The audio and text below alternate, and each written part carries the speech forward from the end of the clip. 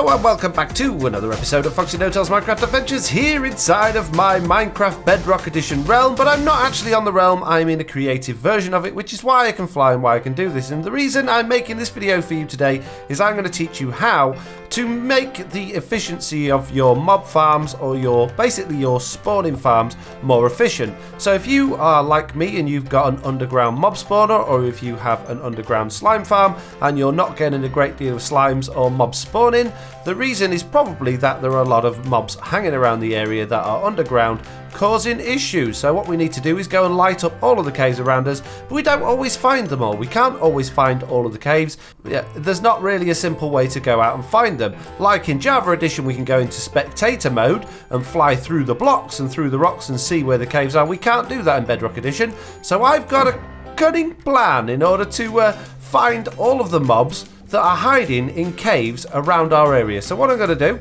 is I'm going to come to the surface up here like this, and I'm going to start playing with some command blocks. So let's go to a nice open area like this one here, this will do, and let's get some command blocks. But it's a very simple system.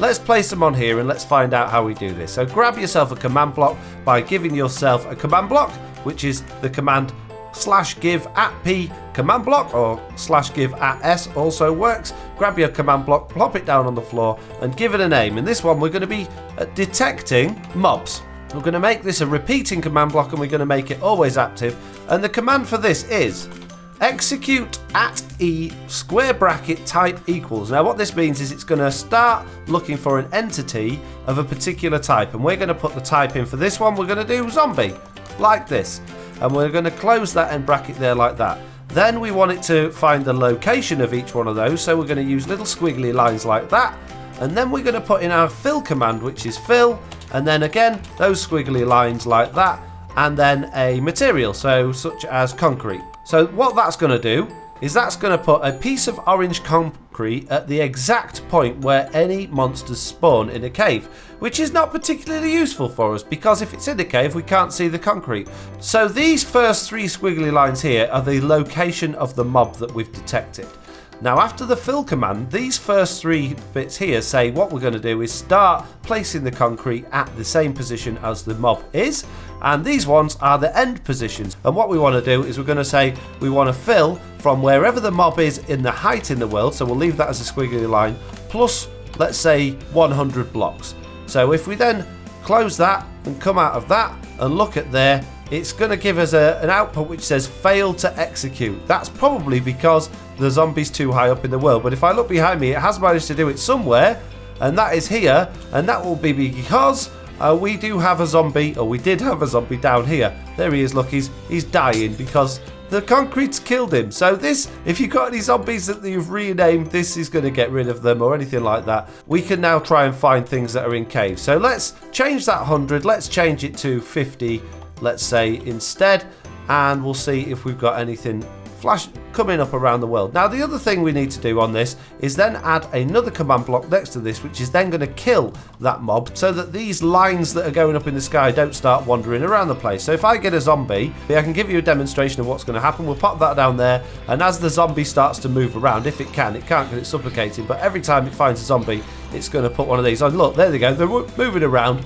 and it's drawing patterns with these, so we don't want it to do that. So we need to add a kill command in after this. So we're going to put another command block down, and this time we're going to do execute again, and then again E type equals zombie, and this time we're going to use the same position coordinates and then kill @s, and that is going to kill the zombie as soon as it detects it. Now we've got a lot of this stuff going on around here, we can't really see what we're doing, but I've put the second command block down. They are in line. Can you see how the arrows follow each other? This one's conditional, which means that it'll only happen after that one has detected something. So it's going to detect something on here first, then it's going to kill it, so that we don't have these lines going around everywhere. So hopefully as we fly around, provided we keep these chunks loaded where the command blocks are, we should be able to see where more zombies are, and we can already see there's one right over there, look. So you can see, apart from the mess we made here, that we've got a few of these orange spires now coming up out of the ground.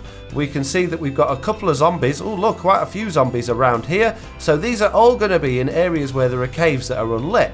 So if I go down to the bottom of this and break it down, eventually I'm going to be inside of that cave. So let's just do that. Let's break down until the very bottom of this concrete. like that, and there we go, we found an unlit cave that's got a spider in it. So what you can do is then write down the coordinates of these and then go to them in your survival version of the world and then go and light them all up. So this is basically to find us all of the caves in the area. So what I'm going to do is set up exactly the same blocks for all of the mobs and see what we get. Right, I now have a different one of these for each of the different types of mobs. So we've got over here zombies, skeletons, creepers, witches, spiders, and zombie villagers, and I'm sure we could do more for different types if we wanted to. And as we fly around, we'll see different ones of these popping up out of the ground, and each time it does, that is a mob that is basically spawned in a cave that hasn't been lit. So this is a really good way of finding mobs in caves that you need to light up. The other thing we can do here is if we come out of our world and then we go to settings, increase the simulation distance as high as we can go back into it, and then our command blocks will work from further away from where we are, so we can fly around a little bit further and see more things. You can immediately see we've got millions of these things poking up out of the ground. These are all unlit caves underground. Now I thought I'd done a really good job of lighting up my area, and it just shows I really haven't, have I? Look at this, there are millions of them everywhere. There are mobs all over the place. So yeah, if you want to go around finding your caves manually and looking for lit up caves the hard way, you're going to struggle because there's always going to be caves that are cut off from other ones. If you do this, you can then go and mark the coordinates as each of the unlit caves, and then you can go back into your survival world and go and light them up. There you go. So a top tip, it's still quite hard work. Obviously, you've got to do a lot of work to find them all, but it's going to be worth it in the end because look at all of these unlit caves, and all of these unlit caves within a 9x9 chunk radius around the player are going to prevent your mob spawners from working properly. So it's really important that you go around and yeah, get all of these lit up, and you can see just how many there are. It is unreal just how many caves there are that haven't been lit up. So there we go, a top tip from Foxy No-Tail. I hope you enjoyed this video. If you did, please leave a like. If you haven't already, please do subscribe, and hopefully I'll see you all in the next one. Bye!